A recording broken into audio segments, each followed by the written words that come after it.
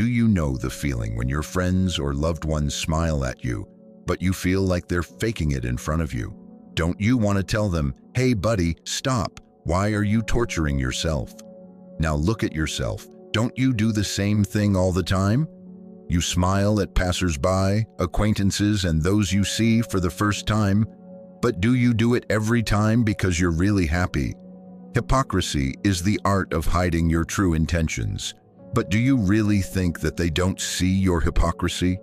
When we smile forcedly, it's very easy to read. And the scariest thing is that you think it will benefit you, but in fact, it only devalues the value of your smile, your emotions for others. They stop appreciating you because you're not sincere. And the real tragedy is that you yourself are already used to constantly forcing yourself to show emotions that you don't feel. You are betraying yourself. Hypocrisy is hiding the truth that is eating you up from the inside. And do you really think that your body and soul will be grateful to you for this? Do you think that the consequences will not come? That is naive. In the video, I will tell you what is the reason for such behavior. What will happen if you constantly show the emotions that you do not experience? I will show you how it looks from the outside. And in the third point, we will examine the destructive consequences of prolonged hypocrisy. And at the end, a key phrase will be heard, after which you will not be able to deceive yourself. Point 1. How does another person perceive an automatic smile? First, a quote, "People respect not those who are convenient, but those who are honest." Here you are standing, smiling, and expecting something, and your interlocutor thinks, "What is wrong with him? That he is hiding, that he wants me." Social interaction is often based on the subconscious perception of nonverbal signals. People intuitively recognize when someone is being insincere. It can be at the level of facial expressions, tone of voice, or body language, but they usually feel that a smile is not from the heart. Even if we try to be friendly, the other person can sense a lack of emotional depth, which can lead to distrust. For example, in business or when meeting people, a smile that is not emotionally supportive can look like an attempt at manipulation or even alienation. Moreover, the person may begin to doubt your intentions. They may think that you are smiling only because the situation requires it, and not because of real joy or interest in communicating. And this is very important because on a subconscious level, each of us looks for genuine emotions in other people in order to create emotional closeness. If we constantly try to look happy when we really do not feel it, we distance ourselves from others. As a result, we create a wall between ourselves and other people. They may begin to doubt your emotional openness and even feel that you are not ready to be real with them. This creates a feeling of isolation because others feel that they cannot really get to know you or trust your emotions. They may begin to avoid deeper contacts because they are scared away by your mask. Point 2. What does another smile mean? The automatic smile is the same gesture that we often use without much thought. It appears not because we feel real joy or happiness, but because it has become part of our social behavior. As soon as someone addresses us, we automatically turn on this gesture. It becomes a habit that we do not even notice, and we do not always realize why we are smiling. Accordingly, there is little honesty here. In many cultures, a smile is a sign of acceptance and approval. It can be a way to avoid social awkwardness. If we don't smile, people may think we're unhappy or out of the mood. And even if we don't feel that emotional lift, we still fake a smile to fit in with the social norm. The body is the mirror of the mind. And if you force yourself to live in constant contradiction, it will affect your physical health. Marianne Williamson. This reminds us that when we force ourselves to have positive emotions, even if it doesn't reflect our true reality, our bodies begin to mirror this internal conflict through physical symptoms. But what's really going on in our heads when we laugh without feeling joy? It's an automatic response that we've learned over the years, starting in childhood. We were taught that correct behavior includes a friendly smile, and although we may not feel it internally, we still demonstrate it. And here an interesting question arises. Is it true that if you stop smiling, you will be thrown out of society and no longer be accepted? And here I will be honest with you, sometimes it really is. You will be thrown out of those companies where they are used to seeing you only cheerful, because they do not need the real you. They need a convenient template. The question for you personally: why do you need a company where they do not want to see the real you? Point 3. What are the effects on your body and soul? If you think that a serious injury is a broken arm or leg, then you underestimate fake emotions. The consequences of prolonged hypocrisy are catastrophic. Every time we force a smile, even if we do not feel emotions, we create tension between our inner feelings and external manifestations. This, although it may seem harmless at first glance, has significant consequences for our body and soul. When we smile automatically, our body does not get the feeling of relaxation that comes with real joy. The muscles of the face, in particular the facial muscles, are constantly tense, which can lead to headaches, neck tension, and even problems with the facial muscles. Moreover, the constant maintenance of this tension can affect the stress level in the body. As the body continues to react to emotional suppression, this leads to chronic fatigue and burnout. These fake smiles have even worse effects on the soul. If we constantly hide our true feelings, we become more isolated. This can lead to anxiety, depression, and even mental burnout, because our brains do not receive the true emotional expression that is necessary for maintaining psychological health. When we do not allow ourselves to experience negative emotions, we create a constant internal conflict, and this conflict is intensified when we try to hide it. Hypocrisy is death to the soul. When a person forces himself to be something he is not, it only hurts him. Friedrich Nietzsche.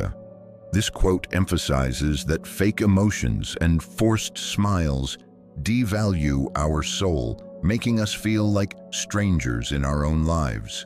Constantly trying to smile when you do not feel joy has serious consequences for both your body and your soul. Your body can react with physical tension, and your soul with emotional isolation.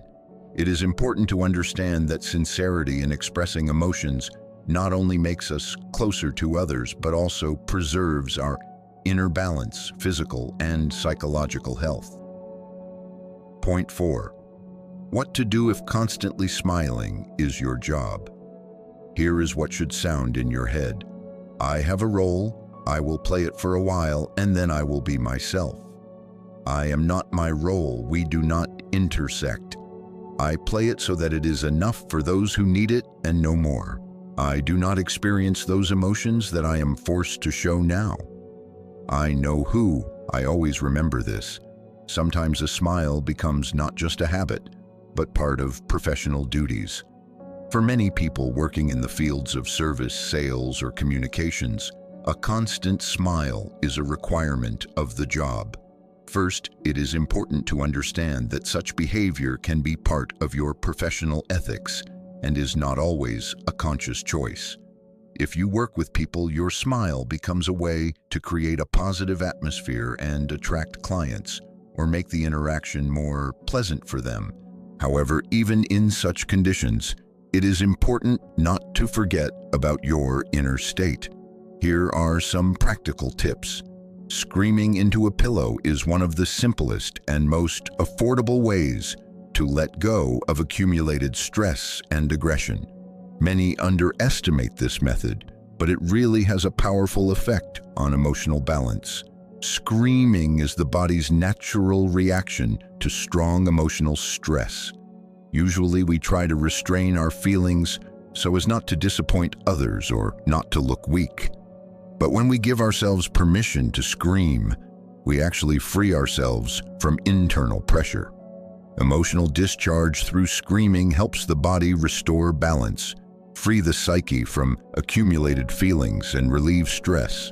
After such an outburst of emotions, even if it is just a few minutes of screaming into a pillow, there is often a feeling of relief, inner peace, and even purification. Sport is another powerful tool for relieving stress and emotional tension. Physical activity helps to release endorphins, hormones of joy, which improve mood and reduce stress levels. Sport gives you the opportunity to focus on the physical process, temporarily forgetting about emotional problems. During training, you focus on your body, feel movement, strength, and endurance. This creates a sense of control, which is important for mental health. Playing sports not only improves physical condition, but also helps restore emotional balance. Sports exercises reduce the level of cortisol, the stress hormone, and at the same time stimulate the production of happiness hormones. That is why, after active training, you can feel much lighter, calmer, and more energetic. Sport allows not only to restore physical strength, but also helps to cope with emotional stress, improves sleep quality, and overall psycho-emotional state. The combination of screaming and sports can be especially effective. First, you can let off steam by screaming into a pillow, and then do physical exercises to complete the de-escalation and restore calm. This helps not only to clear the emotional state, but also to restore emotional balance. For those who are regularly forced to wear a mask at work, sports and screaming are vital. Point 5. What will you get if you stop smiling all the time? Honesty is a reflection of the human soul. Those who are not afraid to be honest will find peace in their hearts.